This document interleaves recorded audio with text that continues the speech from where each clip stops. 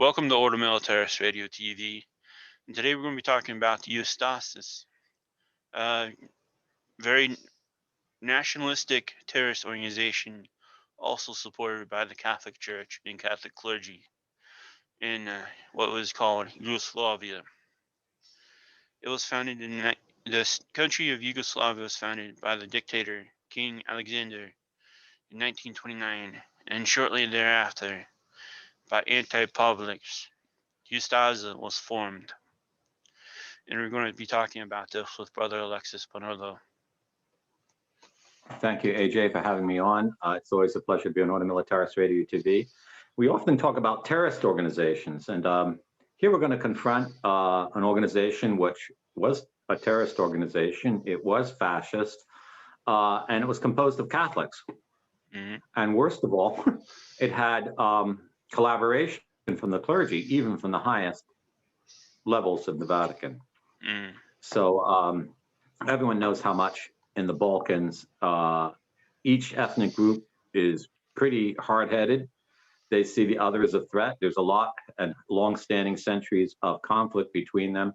Yugoslavia exploded and doesn't exist anymore. It all broke up into Croatia, Bosnia, Herzegovina, Montenegro, Serbia, Kosovo. Those are the nations that it now composed of.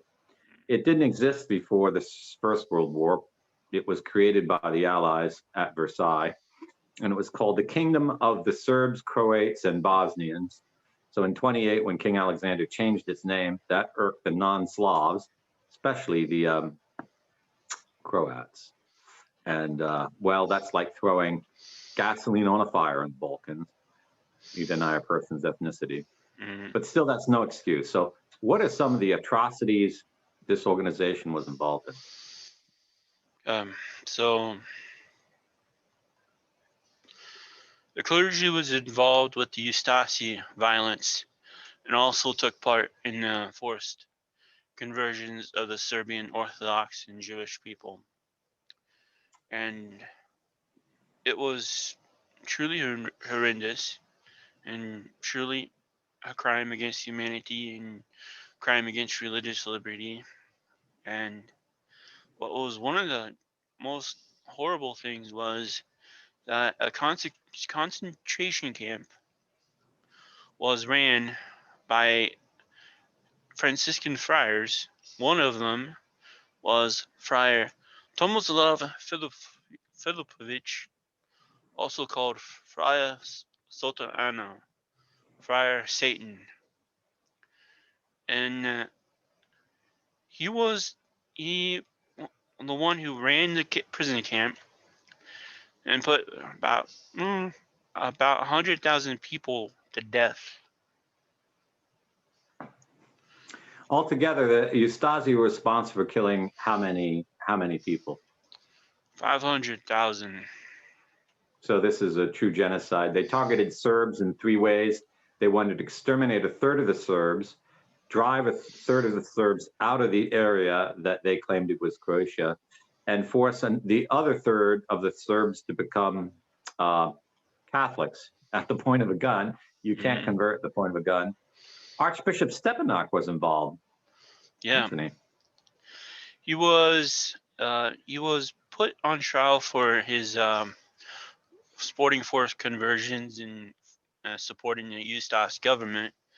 And even the historian Michael Thayer writes that it was a show trial, but if he even tried to defend himself against these charges, all his defense would have unraveled because he stored the documents at his episcopal residence and papers crucial to the Stasi in retaking control of the country, which contained volumes of incriminating information against the Stasi war criminals.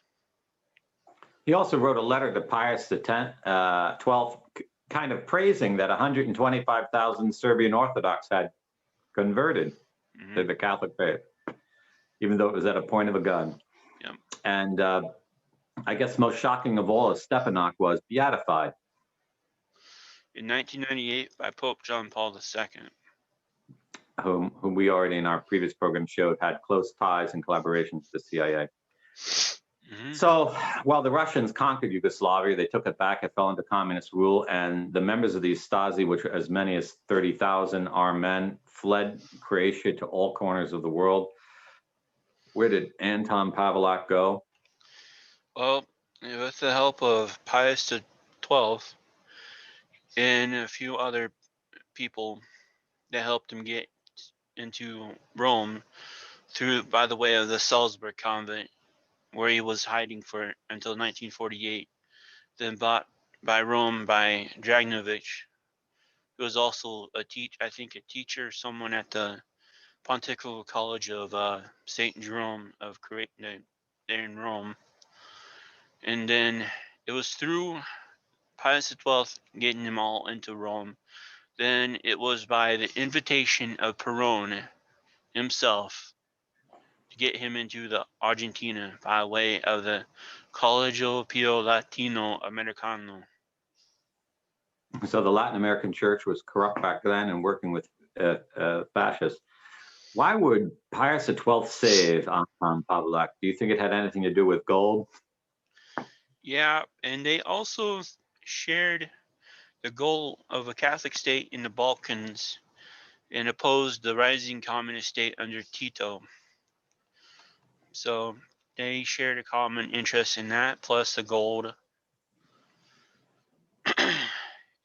Now, the gold that they could verify that came into the college was only about worth a few $100,000 in U.S. dollars in 2008, but by a sworn affidavit and deposition by a former OSS agent, William Gowan, he was acting as an expert witness that in 1946, Colonel Ivan Babik transported 10 truckloads of gold from Switzerland to the Pontifical College, which then went to either other properties of the Vatican or the Vatican Bank. But then the charges were dropped against the colonel. So if it was 10 truckloads, but only worth a couple 100,000, I wonder if we're talking about gold things like ciboria, chalices, candlesticks, which are a lot more massive than the gold content. But it shouldn't have been translated to the Vatican if it's thefted, if it's stolen, especially since the Stasi had a goal of exterminating Jews. They weren't absolutely nice people in the same way. And to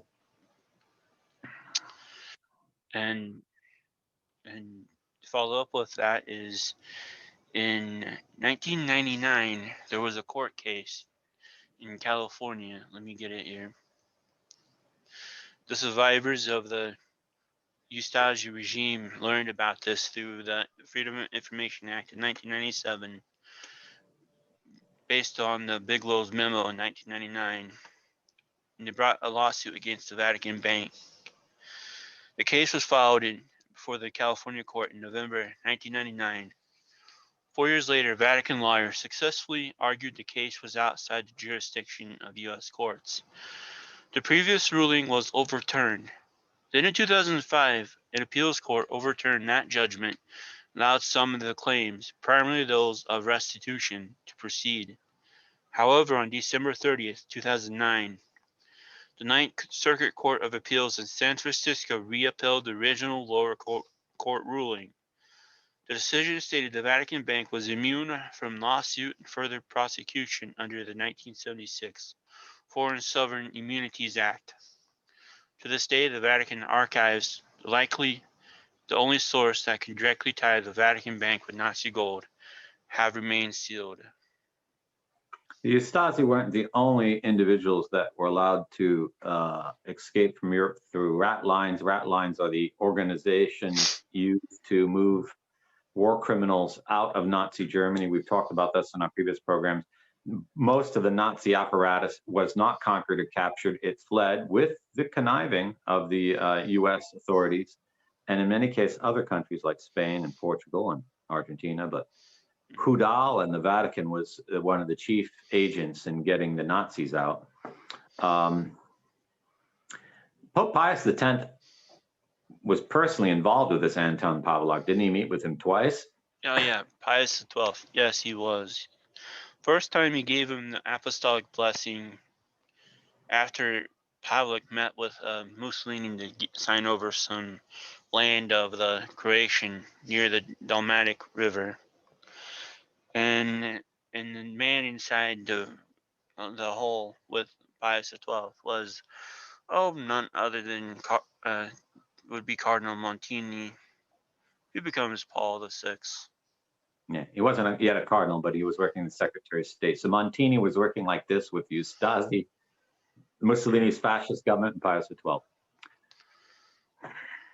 This is a dark chapter in the history of the church. The church should not be involved in terrorist organizations, genocide, mass murder, forced conversions, absconding of stolen goods, and helping criminals escape justice.